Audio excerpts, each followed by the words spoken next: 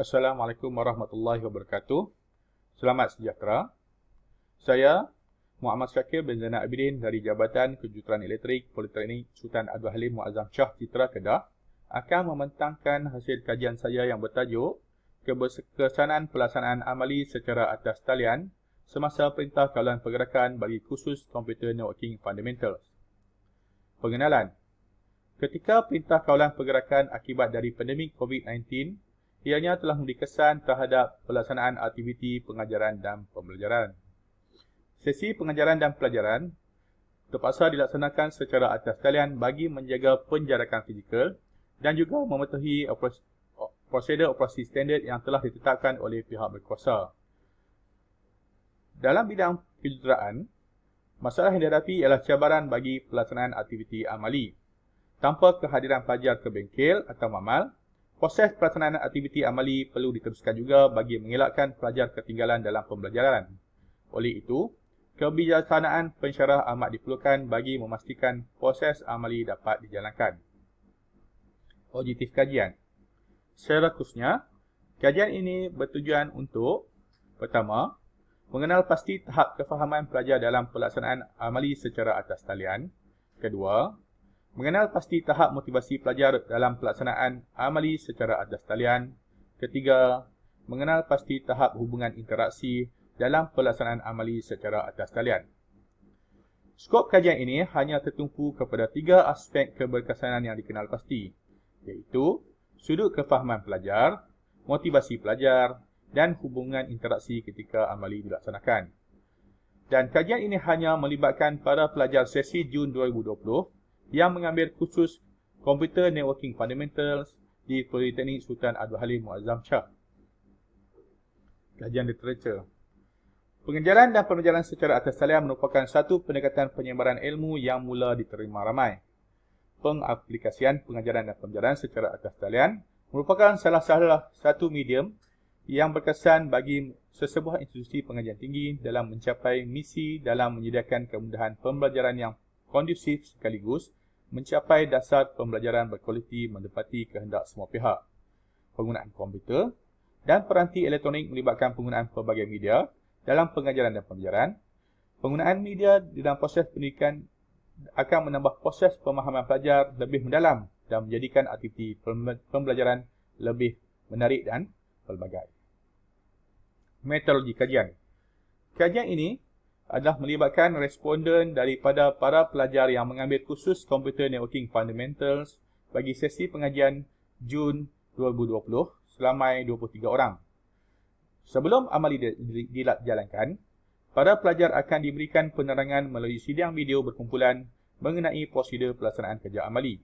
Setelah selesai penerangan prosedur amali dijalankan, pelajar akan menjalankan kerja amali secara individu berdasarkan lembaran kerja amali dan penerangan yang telah diberikan oleh pensyarah.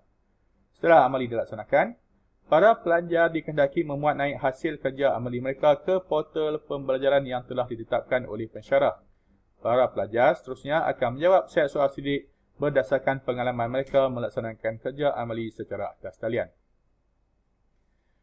Metodologi kajian. Soal sidik digunakan sebagai instrumen kajian. Dalam soal sidik berkenaan, terdapat 2 bahagian iaitu bahagian A dan bahagian B. Bahagian A terdiri daripada maklumat berkenaan latar belakang responden. Bahagian B berkaitan item-item mengenai kefahaman, motivasi dan hubungan interaksi. Item-item bahagian B di mana responden perlu menyatakan darjah persetujuan masing-masing berdasarkan sesuatu perkara yang dinyatakan, merujuk kepada 5 skala persetujuan skala Likert, iaitu 1. Sangat tidak setuju, 2. Tidak setuju, 3. Tidak pasti, 4. Setuju dan 5. Sangat setuju.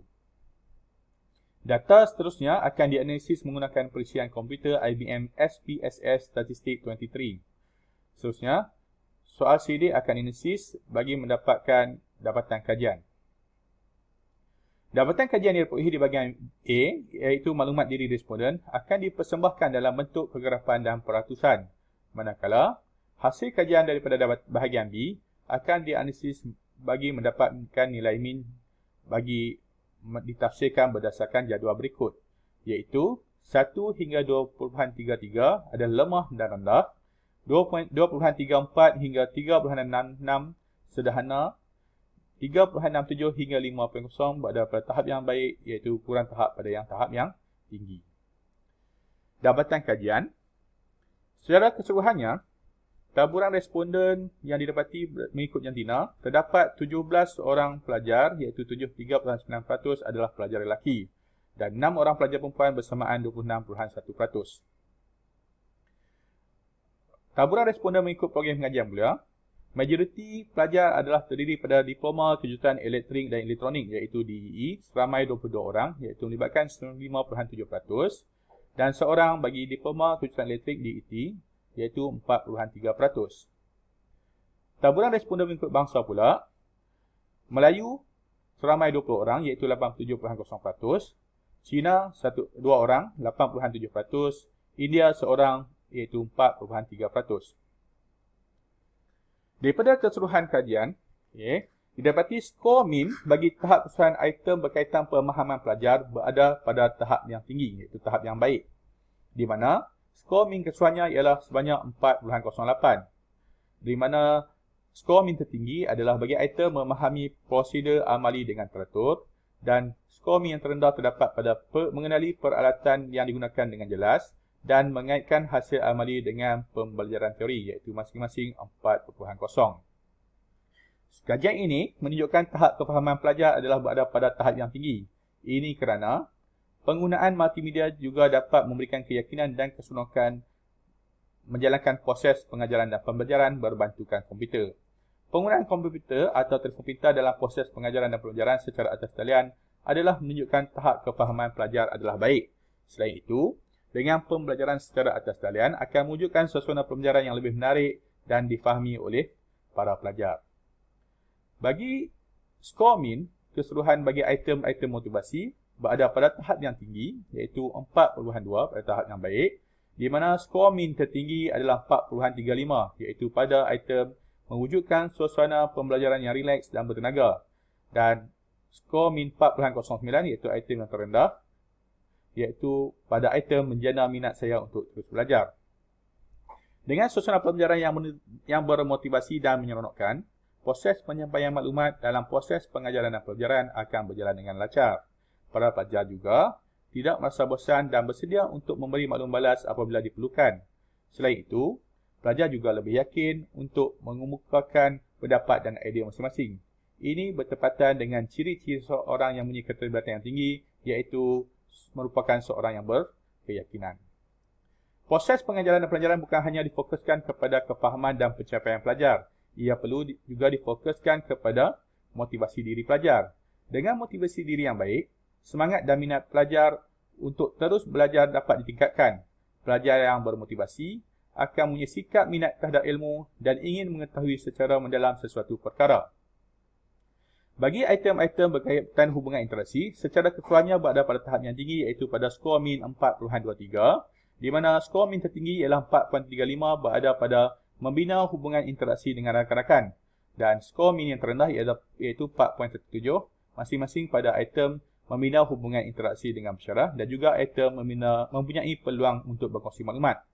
Interaksi dalam pengajaran dan pembelajaran adalah penting kerana ia amat membantu dalam membina keyakinan diri pelajar untuk bercakap. Selain menambah ilmu pengetahuan melalui proses perbincangan, ianya juga dapat membina keyakinan dan suasana pembelajaran yang positif. Tidak didapat dinafikan melalui kaedah pembelajaran secara atas talian banyak manfaat yang boleh didapati. Pengajaran atas talian membolehkan proses pengajaran dilaksanakan tanpa mengira jarak dan bilangan ahli yang melayarinya. Interaksi pelajar dan rakan-rakan dan guru-guru memberi peluang pelajar mengemukakan idea dan pendapat masing-masing. Interaksi lisan merupakan satu proses pertukaran makna melibatkan penutur dan pendengar. Melalui proses pertukaran maklumat, proses pengajaran pembelajaran akan menjadi lebih menarik dan mewujudkan suasana komunikasi dua hala.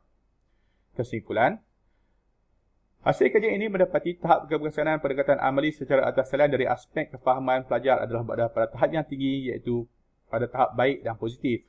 Ini menunjukkan pelajar memahami kaedah pelaksanaan amali dan juga hasil amali. Penjalanan idea dan juga pematuhan amalan keselamatan amali juga difahami oleh para pelajar. Selain itu, tahap keberhasilan pelaksanaan amali secara atas talian dari aspek motivasi pelajar juga pada tahap yang tinggi. Ini secara tidak langsung menarik minat pelajar untuk mempelajari kursus komputer networking fundamental ini. dengan tahap motivasi pelajar yang tinggi, proses amali akan dapat dilaksanakan dengan baik dan lebih berdisiplin. Para pelajar juga bersemangat untuk terus mempelajari kursus komputer networking fundamental. Bagi item-item dari aspek hubungan interaksi pula, ianya juga berada pada tahap yang tinggi dan baik. Interaksi yang berlaku semasa proses pengajaran dan pelajaran dapat mewujudkan suasana pembelajaran yang aktif.